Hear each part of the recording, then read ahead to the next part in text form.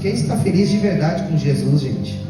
Eu estou feliz demais, né? Só por estarmos vivos já é um grande motivo de nos alegrarmos.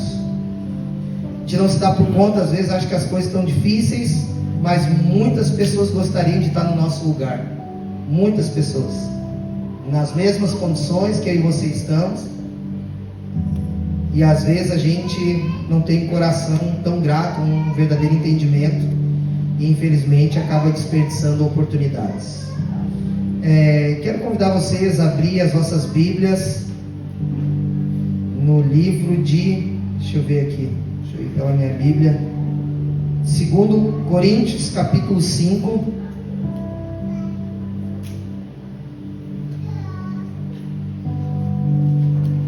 Não, primeiro nós vamos, deixa eu ver aqui, nós vamos em Lamentações.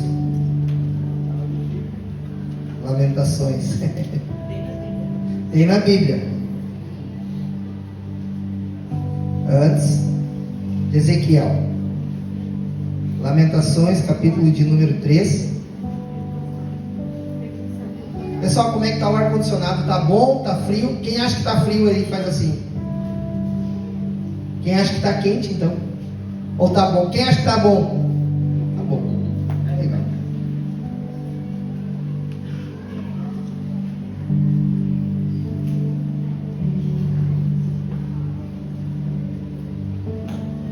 Eclesiastes, capítulo de número 3. Lamentações. Lamentações, capítulo 3. Eu disse 3. Deixa eu ver se isso aqui tem gosto de água. É água? Lamentações, capítulo 3, versículo de número 21. Encontrou, diga amém. Amém. Assim nos diz a palavra do Senhor. Quero trazer à memória o que me pode dar esperança. As misericórdias do Senhor são a causa de não sermos consumidos, porque as suas misericórdias não têm fim, renovam-se a cada manhã. Grande é a tua fidelidade. A minha porção é o Senhor, diz a minha alma. Portanto, esperarei nele.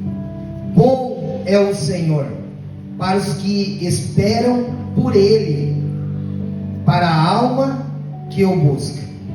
Amém? Amém, igreja? Amém. Sabe que quando a gente vai ter um nível de leitura, de busca, de aprendizado pelas Escrituras,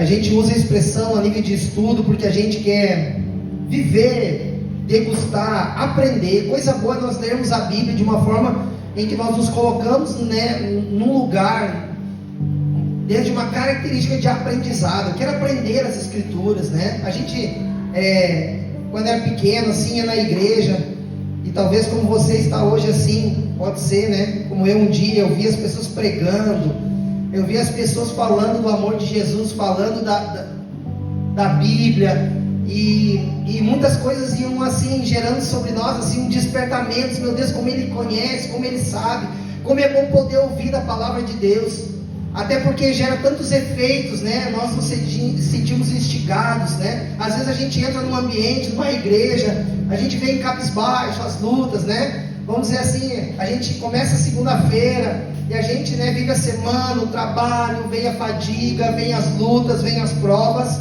e a gente chega num momento assim que a gente está ali, às vezes até mesmo sobrevivendo, né? Vivendo essas instâncias, dificuldades.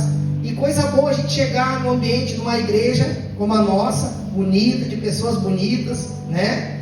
E vir aqui e sentir a presença de Deus, ver que Deus está na casa. A gente escuta louvor, a gente se alegra, né? Muitas vezes a gente recebe uma palavra de Deus, é como uma injeção de ânimo, né? Tem o poder de mudar histórias. E meu Deus, talvez são palavras, principalmente aquelas simples, né? Sem muito efeito, sem muito contextos teológicos, de palavras que vão impressionar, ou até mesmo palavras de efeito, mas uma linguagem simples, mas aonde há uma conexão entre a pessoa, de dizer: eu consegui acessar Jesus, eu consegui ter uma conexão com o céu, de uma forma simples daquilo ser ministrado e falado. E a gente ouvia e via isso, sentia dentro de um público, e olhando assim, a gente dizia: meu Deus, mas o que será que esse homem tem, o que ele carrega? Como um dia eu quero pregar como ele prega, como um dia eu quero falar como ele fala. Ou então, em outros momentos, que nem todos foram chamados inclusive para isso, mas você sentar numa roda, ou diante de uma mesa, que eu sempre digo uma coisa que tem que ser feita pelo céu: café preto e chimarrão é obra de Deus, amém? E eu creio, e eu vou dizer assim, dentro da minha santificação de Deus aqui, coisa boa eu ir para minha casa, assim, a Dai aqui, todo mundo dorme, eu gosto disso, todo mundo dorme lá em casa, eu faço um chimarrão, eu vou confessar algumas loucurinhas aqui, eu pego uma almofadinha, eu gosto de sentar no chão, porque daí eu já oro, já choro, como foi esse final de semana, entrei à madrugada orando, e aí eu fiz meu chimarrão, sentei no chão, botei uma almofadinha e disse: senta aí, Espírito Santo, vamos conversar, vamos tomar um chimarrão, quero ouvir aquilo que o Senhor tem ministrado no meu coração, eu tenho algumas coisas para te contar. E aí eu começo a conversar. Tem alguns momentos que eu me sinto triste, tem alguns momentos que eu me sinto impotente. Eu pergunto: por que, Espírito Santo, tu permite que eu me sinta assim? E eu vou dialogando exatamente isso, conversando com Jesus, porque tem 28 anos já que eu frequento a igreja, que eu me defino como crente.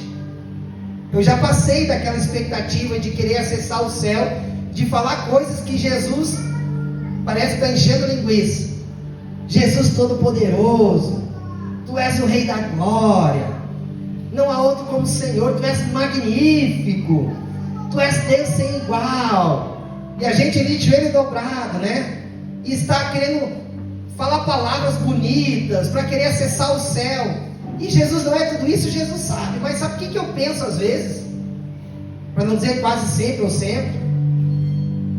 A gente vai para uma oração, num tempo de relacionamento, de dobrar o joelho para estar com Jesus.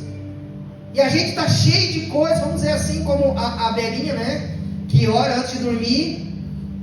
E ela mais pequenininha, ela falava assim: pai, vamos orar porque eu não quero dormir com meu coração sujo. Deus espera, mas o que aconteceu com o teu coração?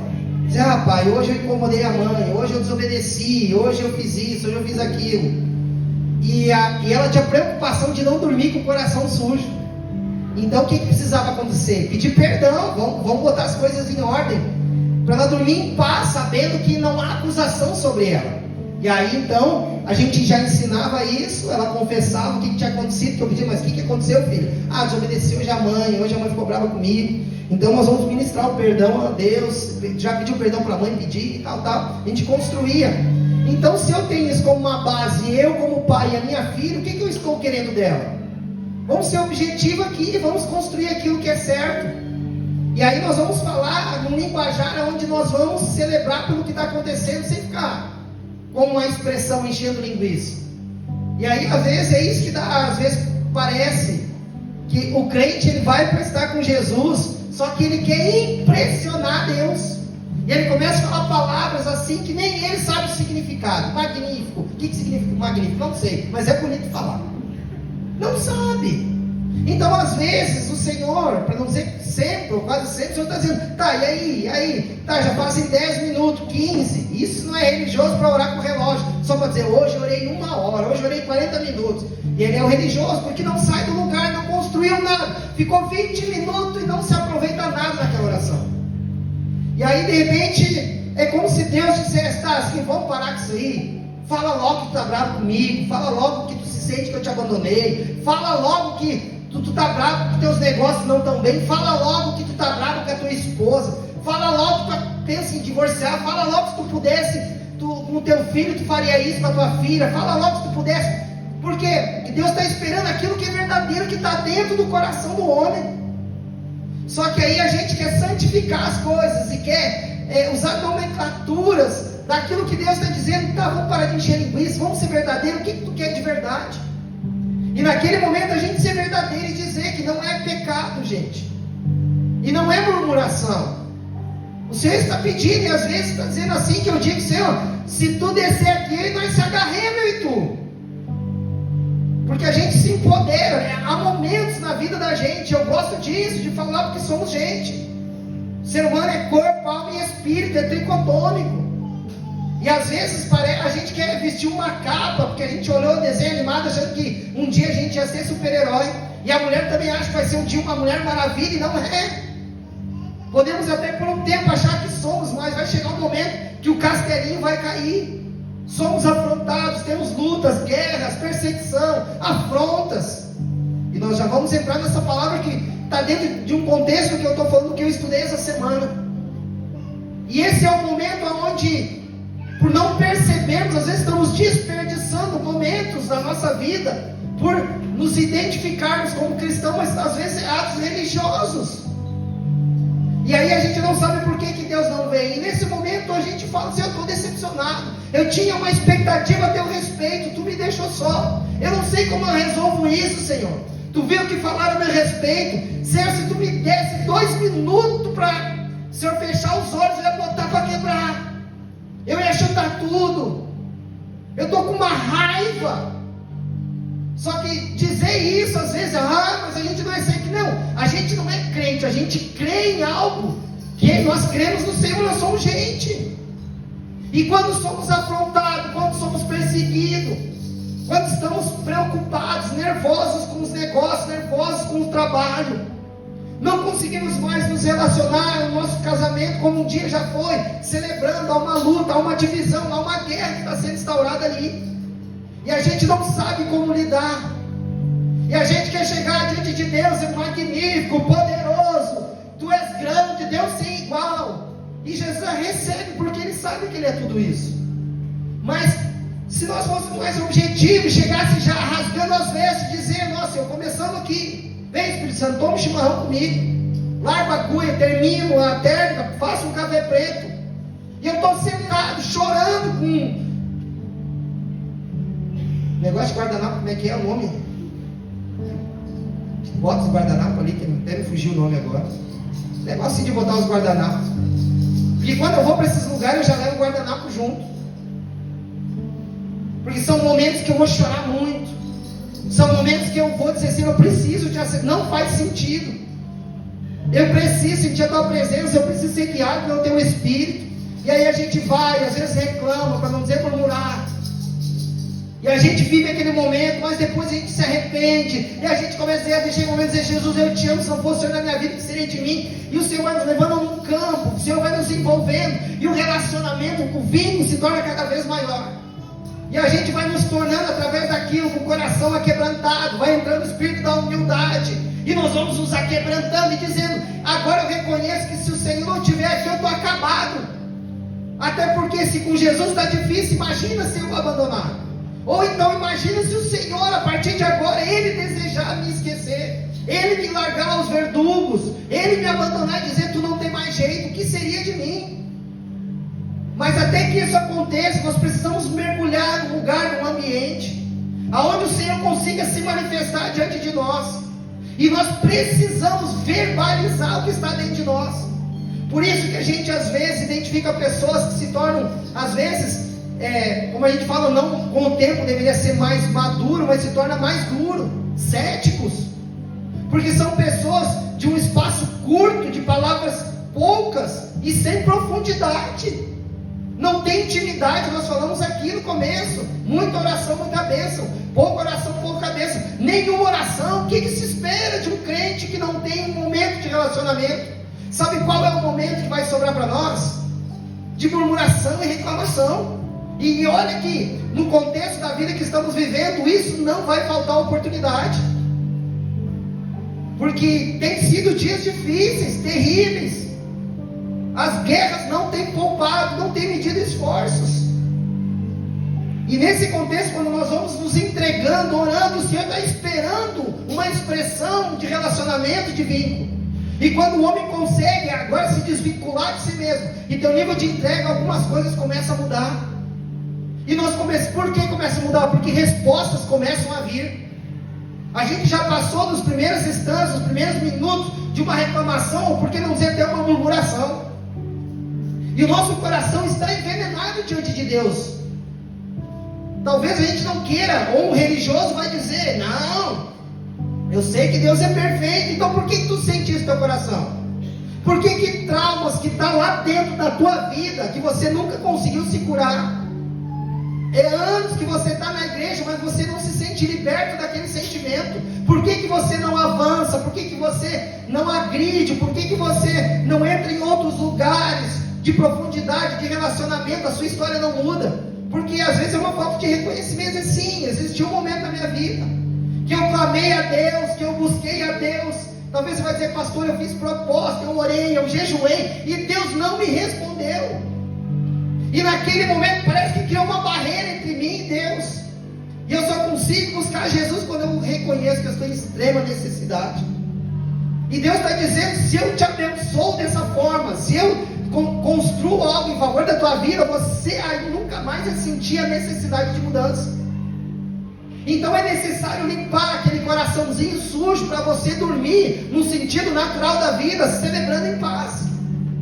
Porque nós dormimos e acordamos, passam-se dias, passam-se semanas, meses e anos, e o nosso coração ele continua inflamado dentro da família, relacionamentos, pessoas que estão enclausuradas, vivem numa cadeia. Ela jurou, ela fez consigo um voto: nunca mais eu confio o meu coração a alguém, porque um dia eu confiei e ela me decepcionou. Ou o homem também, um homem desconfiado, ele não acredita, ele não consegue nem com liderança. Pastor, eu não consigo, até quero ter um cara legal, ter um cara de gente boa, eu acredito que seria o cara certo, mas penso que eu tenho uma dificuldade. E a gente que conhece um pouco, já tem um nível de experiência dentro do Evangelho, já imagina, em algum lugar da vida desse cara ele foi ferido. E porque ele foi ferido, ele não se rende, ele não se entrega, ele não vai. E pasme, eu vou usar uma fala do apóstolo Luiz Hermínio, que ele falou nesses dias. O apóstolo Luiz Hermínio do Mevan falou algo. Tem crente, eu estou só replicando a fala dele. Tem crente que ele disse assim, que pode ser que nunca mais ele seja transformado, não mudado, transformado, porque ele está tanto tempo na igreja, e a sua vida ele não conseguiu botar em ordem, ele não conseguiu romper com o seu eu, o seu orgulho, com a sua vida, o seu Adão caído, e ele aprendeu a viver nesse lugar, talvez, de pecado, enclausurado, e ele perdeu o temor de Deus, ele aprendeu a viver dessa maneira. E ele nunca mais vai ser transformado. Por quê? Porque o pecado não constrange mais. Para nós poder entender mais ou menos o que eu quero dizer, sabe quando nós éramos, então, vou reportar aquele período de quando nós éramos crianças, que nós tínhamos uma inocência, que quando a gente fazia uma coisa errada, tu sabia que era errado, tinha que chegar em casa, e chegava se espiando tudo, porque provavelmente o pau ia pegar. Só que era melhor contar para a mãe do que outros contar, porque ia ser pior. Então é melhor conta logo de uma vez. Mas uma necessidade, talvez como usei da Isabela. Por isso que o Senhor fala que o reino de Deus são para pessoas que têm o coração como de uma criança, que é um coração inocente. Sabe aquele negócio chamado peso na consciência? O que significa isso? O temor de Deus. Eu sei que eu fiz, eu sei que o que eu falei magoou, machucou, eu sei que eu fui traíra, eu sei que eu decepcionei. Só que a gente se acostuma. Eu sei que eu falei mal, eu sei que eu fui uma boca de contenda, eu sei que eu peguei coisas, que eu participei de lugares, eu participei da casa dessa pessoa, eu tirei as verdades dela e levei para onde se machucou, magoou. Mas e tu? Cara, eu já...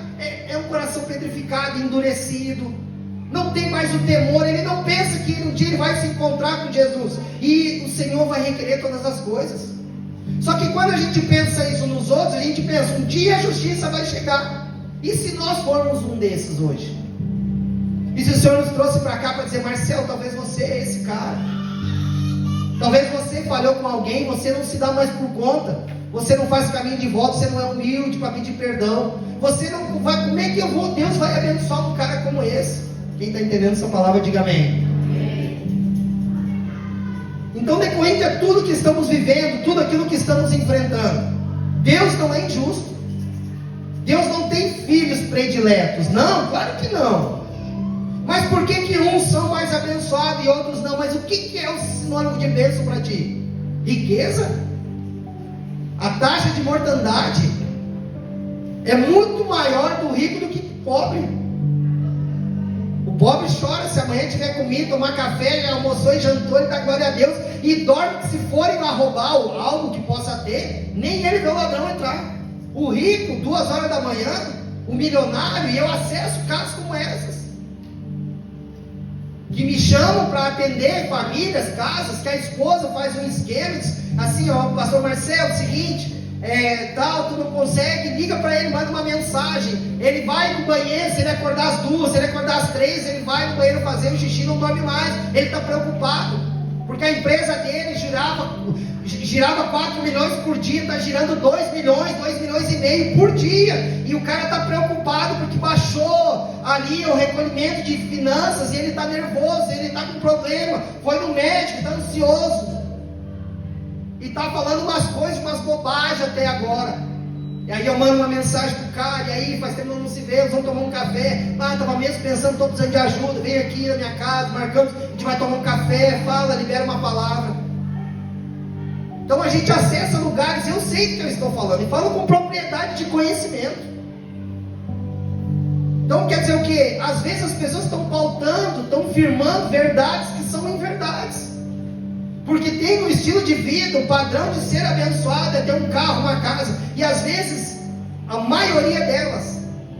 Por que não posso generalizar? Porque quando isso acontece debaixo de uma admoestação, debaixo de um querer, debaixo de algo que o Senhor promoveu, é bênção. Vem para acrescentar, porque a Bíblia diz que as bênçãos do Senhor nos enriquecem e não acrescenta dores. Porque existe aquele que é uma fonte. Existe alguém, ou aquele, ou um Senhor que promoveu tudo isso acontecer. E o que está acontecendo aqui, Jeremias, no livro de Lamentações, passa-se pelo primeiro capítulo, que é o capítulo de número 1. Vem sobre toda a destruição sobre Jerusalém e Judá. E Jeremias, como um profeta daquela nação, daquele que vinha trazer a palavra do direcionamento, aquele que apontava caminho. Jeremias era um profeta respeitado, que quando ele falava, ele era a voz de Deus representada na terra. E aí a Bíblia então vai dizer que diante de tudo isso, vem a mão de Deus e pesa sobre aquele povo. Que povo é esse? O seu povo. E a Bíblia diz que sobre Judá e Jerusalém, o povo, a cidade que tinha promessas, que o Senhor faria coisas extraordinárias, que povoaria a terra, que nações e nações seriam encontradas pelo seu povo. Mas porém agora, os povos vizinhos, os inimigos, estavam vendo o castigo sendo restaurado sobre aquele povo. O povo de Deus sendo castigado por quem? Pelo seu próprio Deus. Então veio uma ruína sobre Judá e Jerusalém.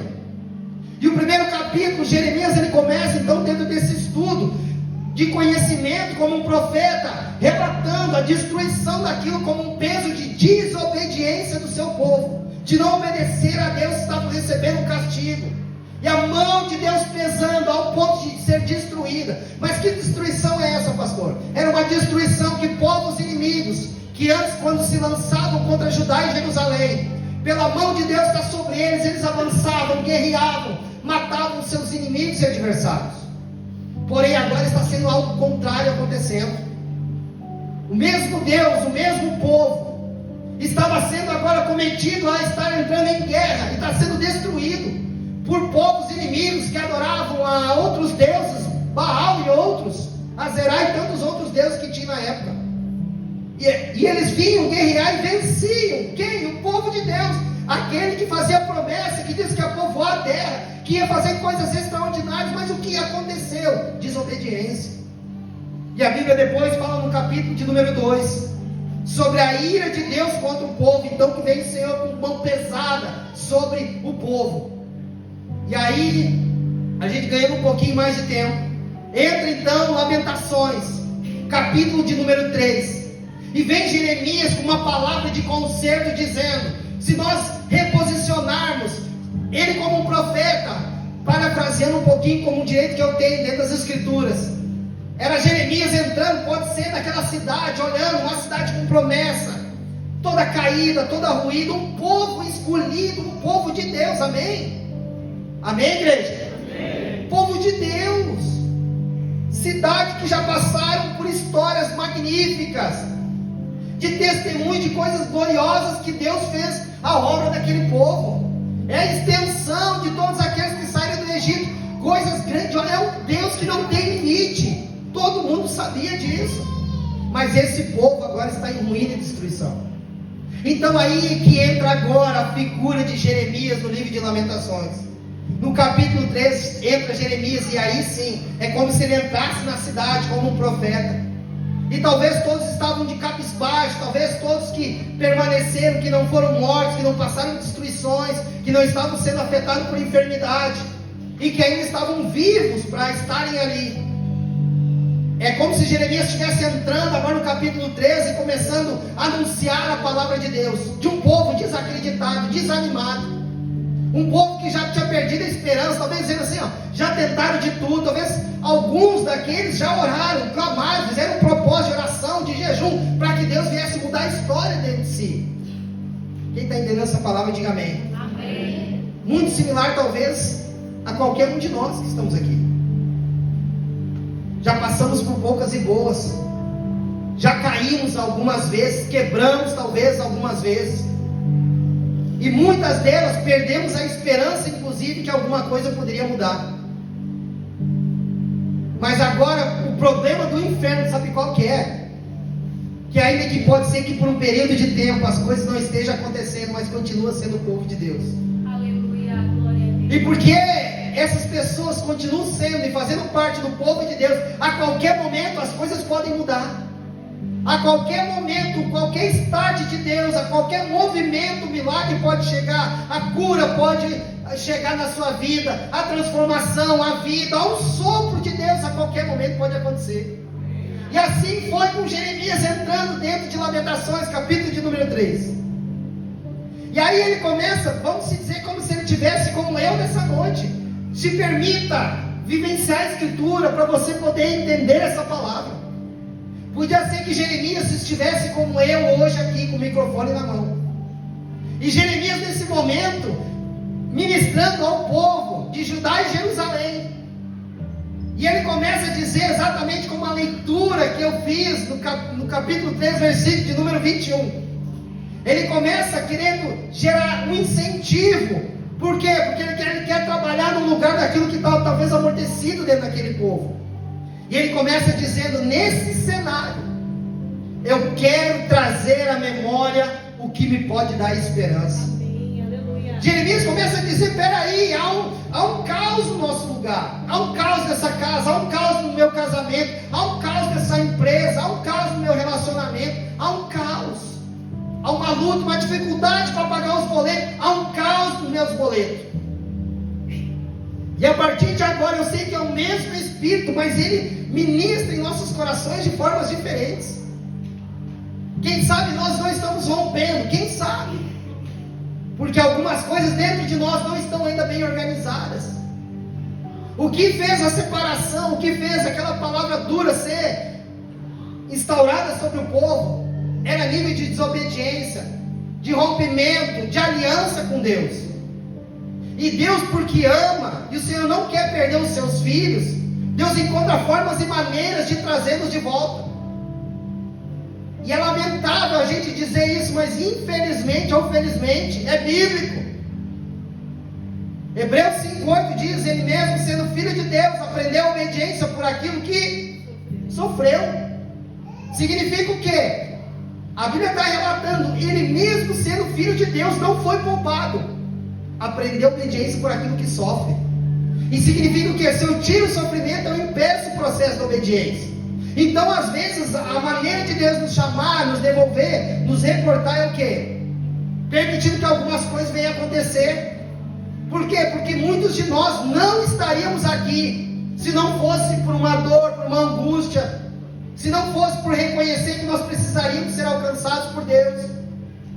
Nem todos nós entramos aqui porque queremos amar Jesus, porque nós queremos ter um encontro, nós queremos que o Senhor supra sobre nós, que o Senhor abre portas nas nossas vidas. Amém? E aí então é isso que Jeremias fala. Quero trazer à memória aquilo que me dá esperança. E aí ele diz o seguinte para aquele povo: as misericórdias do Senhor são a causa de não sermos consumidos, porque as suas misericórdias não têm fim, renovam-se a cada manhã, grande é a tua fidelidade. E aí Jeremias, ele libera uma palavra que ele quebra tudo nesse momento. Jeremias vai dizer no 24: a minha porção. Jeremias está dizendo: aquilo que me alimenta, aquilo que faz, somente Ele pode fazer e homem nenhum pode. Porque eu já ouvi muitas propostas, já ouvi muitas coisas, muita gente diz que me estender a mão, muitas pessoas falaram que ia me ajudar, muitas pessoas dizem: não, eu vou fazer, pode ficar tranquilo, acredita, eu olhei, gostei de ti, eu vou te ajudar, você vai ser promovido, eu vou te tomar pela mão, você vai viver coisas aqui dentro da empresa, no lugar, enfim, uma sociedade que te prometeram, e naquele lugar você entregou o seu coração, você deu ao homem o direito, talvez que teria de ser só de Deus, ou até mesmo no próprio casamento, você deu direitos que deveria ser só de Deus. Por que é um nível de decepção? Porque eu espero tanto na pessoa que está do meu lado, eu espero tanto na Dai, que a Dai, como uma pessoa limitada, ela não vai poder fazer tudo que eu espero, porque ela é um ser humano. Muitas vezes vai falhar, assim como eu também. E quando eu dou todas as minhas expectativas a respeito do cônjuge, ele falhar, eu me decepciono. Agora, quando nós entregamos tudo a Deus, porque Ele se torna a minha porção, porque Ele fala aqui, 24, a minha porção é o Senhor. Ele está dizendo que ninguém vai ocupar no meu coração, no coração desse profeta, um lugar que é totalmente de Deus. Porque é como se ele estivesse dizendo: eu entendi o primeiro mandamento, que é o quê? Amar a Deus sobre todas as coisas. Então nós não vamos colocar nada no lugar onde é somente dele. Quer dizer o quê? Os meus filhos, meu Deus do céu, eu amo, mas biblicamente a Bíblia fala que só tem uma forma e expressa a mesma forma como Cristo e igreja. Maridos, o que nós devemos fazer? Dar a nossa vida às nossas mulheres, assim como Cristo deu pela sua igreja. Significa que a gente vai fazer de tudo, a gente vai amar os filhos, vai amar talvez o sonho da nossa vida, o trabalho, a empresa. Hoje nós estamos vivendo aquilo que nós oramos. Só que quando nós deixamos essas coisas ocupar os nossos corações, se tornam valores invertidos. E Deus está dizendo: esse cara, essa mulher está amando mais o trabalho, a vida, os filhos, sei lá, a amizade, enfim, são tantas outras coisas, o carro, a casa, do que a mim mesmo. São coisas que no dia a dia a gente vê como escala de valores, que se tornam valores invertidos, que o ser humano paga o boleto por isso. Mas Jeremias, ele falou algo, e nós estamos aprendendo nessa noite: a minha porção é o Senhor, diz a minha alma. Portanto, o que diz aí? Esperarei nele. Por quê? Jeremias, agora vocês estão entendendo o que está acontecendo? Quem está recebendo essa palavra, diga amém. O caos está ali. Pessoas que estavam ali naquele povo, Judá e Jerusalém. Talvez era uma mulher que diz: deixa eu contar a minha história. Eu tinha um marido e 5, 6 filhos, foram à guerra e pereceram. Hoje me tornei uma mulher sozinha. Pode ser que naquele momento ali naquela cidade, crianças correndo, e você poderia, parafraseando comigo a narrativa, bem provável que em algum momento isso possa ter acontecido. Você parar uma criança e assim: pera, criança, o que você está correndo para lá e para cá? Procure seu pai, procure sua mãe, cadê os seus irmãos? E a criança vai dizer: não tem, todos morreram na guerra. Eu hoje sou uma criança sem pai, sem mãe, sem irmãos, porque todos pereceram. Então, quando nós estamos falando de coisas, de caos, não é que alguém falou mal a meu respeito, alguém me chamou de um nome feio, e eu me ofendi, alguém falou mal de mim, não me interpretou, eu fiz algo para alguém e não tive retorno. Não é na alma, no sentimento de coisas que a gente parece que vai morrer com coisas tão simples. Eram coisas graves, que para tirar o ser humano daquele lugar era só misericórdia, só o que aqui o profeta Jeremias está falando. Mas quando ele dá ao Senhor aquilo que lhe é devido, ele está devolvendo o povo a um lugar de dizer: a minha porção, o Senhor diz a minha alma, portanto esperarei nele. E aí diz assim, bom, 25, é o Senhor, para os que esperam por ele, para a alma que o busca. Jeremias, para concluir esse sermão, diante de tudo isso, pensa dizer para uma pessoa que tivesse perdido alguém agora. Pensa você falar para uma pessoa hoje que perdeu o emprego, que está sendo despejado porque não tem dinheiro para pagar aluguel. Pensa você falar para uma pessoa hoje, dizer assim, porque Ele é bom, o Senhor é bom, para os que esperam por Ele. Aí você dizer, mas como assim Ele é bom? Eu estou sendo despejado, não tenho dinheiro para pagar aluguel, eu não tenho dinheiro para comprar comida para os meus filhos, eu estou desempregado, eu estou endividado. Como assim esse negócio de porque Ele é bom? Como entender essa bondade? Se eu olho para a minha vida, há um caos instaurado. Eu me sinto sozinho, eu sou um cara boicotado, eu sou uma mulher que ninguém parece que gosta de mim, eu chego perto das pessoas, as pessoas parecem que estão me expelindo o tempo todo. Quem está entendendo, diga amém.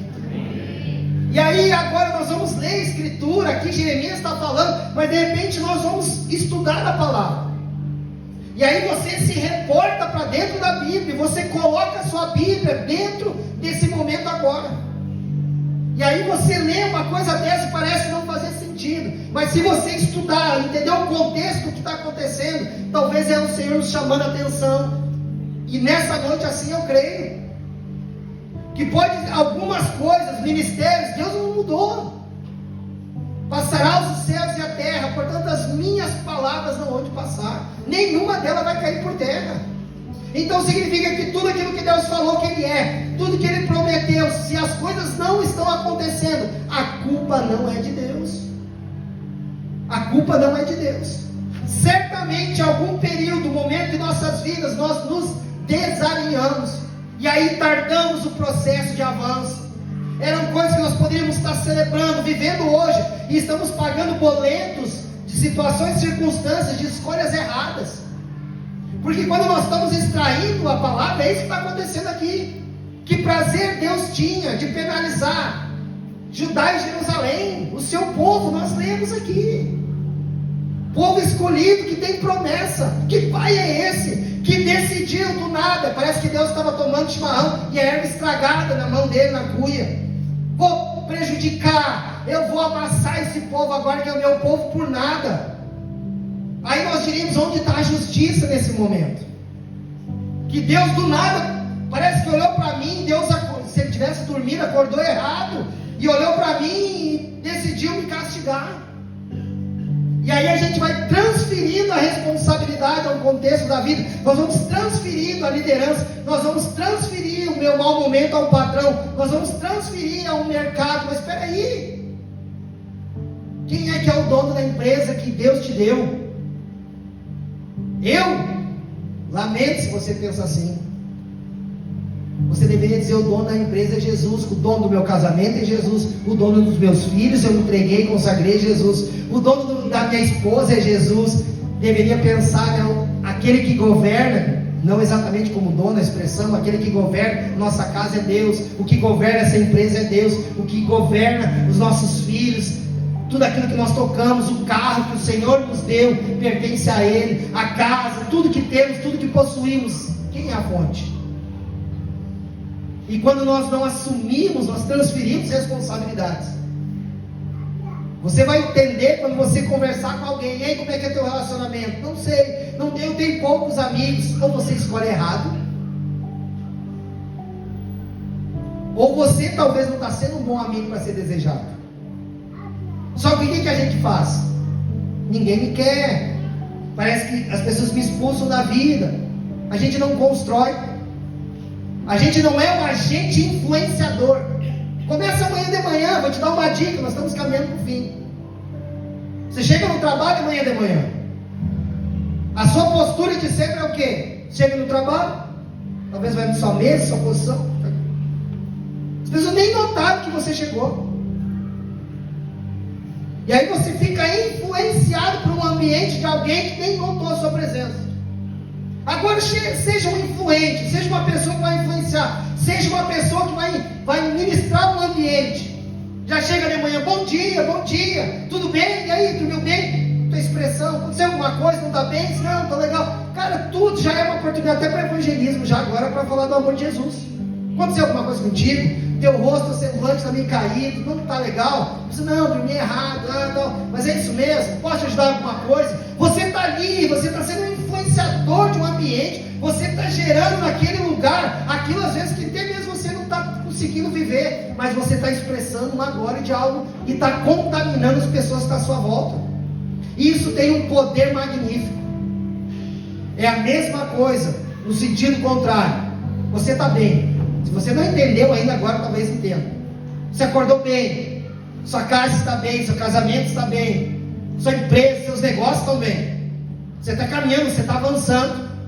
Aí você para lá com uma pessoa 2 minutos. E a pessoa, e aí, como é que tá? Quanto tempo? Beleza? Que tal? Que tal? E aí, cara, quem tu me conta de novo? Quem de novo, cara? Enchente, levou minha casa, levou tudo, quebrou tudo, meu emprego tá ruim. Já não bastava aquele lá que ficava me perseguindo lá no trabalho, já não sei se eu fico, não sei. E a pessoa, não, se não bastasse, tinha uma dor, fui no hospital, não sei se não é. Cara, 2 minutos que tu para lá daquela pessoa que quer quase se matar. Que carrega um portal de coisa ruim. Aquela pessoa te contamina, você estava bem, estava feliz, você fica triste. Você pensa em largar tudo, você começa a ter razão, e às vezes até dá as mãos junto. Agora quer ver, você está mal. Você está querendo largar, você está mal, hoje você está quebrado.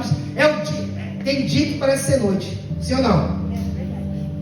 E aí você chega perto de alguém, e aí você chega lá e a pessoa tem uma palavra boa. A pessoa diz, não, e aí como é que está? Está legal? Não, hoje não estou legal. Cara, mas vai passar. É grave? Não, não é grave, mas não. Então de repente é só uma coisa que desalinhou. É uma preocupação? É preocupado com algumas coisas. Mas cara, você vai ver que amanhã isso nem vai lembrar mais. Daqui 1 semana você vai ver que esse é um problema que você tem hoje, você nem vai lembrar que você tinha problema.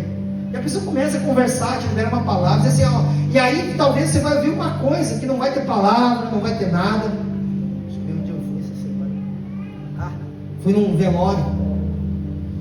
E aí eu cheguei para aquela pessoa e eu abracei e eu disse assim, ó, nessas horas não tem palavras, mas eu só quero te dizer uma coisa, eu estou aqui, não esqueça, eu estou aqui, e não é para esse momento, é para a vida, conta comigo, sabe? A pessoa não estava chorando, começou a chorar, que daí tem aquele momento de agora como é que se soltamos, se agarram um no outro, e ficou um tempo chorando, não me largava ali, eu pensei, meu Deus, agora como é que, né?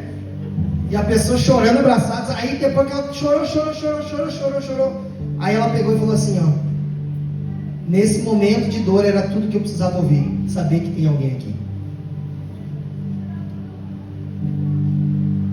É isso que eu digo, nós às vezes não nos damos por conta que perdemos a oportunidade, Deus o tempo todo está nos dando oportunidade, e por não entender estamos desperdiçando. E para nós finalizar aqui, quem está recebendo essa palavra aí, diga glória a Deus. Jeremias, e essa é a instrução que eu entendo. Jeremias, ele dá um conselho, abre a mão, talvez é hora de fechar os olhos, porque o que você está vendo está te contaminando, e ouça a voz do Espírito, tem que escutar a voz de Deus agora. E aí ela talvez não vai ser audível, vai ser interiormente, quando você estiver no teu secreto, orando, depois que você já brigou, depois que você já incomodou Jesus, e Jesus gosta de incomodar, porque é filho, gente, é filho. E aí você se humilhou, você agradece, você fala da bondade de Deus. Aí Deus está esperando, né, uma instrução de Jeremias dizendo, bom é o Senhor para os que esperam por Ele. Diz assim, ó, meu Deus, está difícil, mas bom é o Senhor, e eu espero em Ti, porque eu trouxe à memória aquilo que me dá esperança. Eu sei que só o Senhor pode fazer e ninguém mais pode, a não ser o Senhor na minha vida. E ele termina dizendo, então, para a alma que o busca, precisaremos buscar, porque se não buscar, não nos encontraremos com Ele. Amém? Você recebe essa palavra no seu coração? Então se coloca de pé, por favor, em nome de Jesus.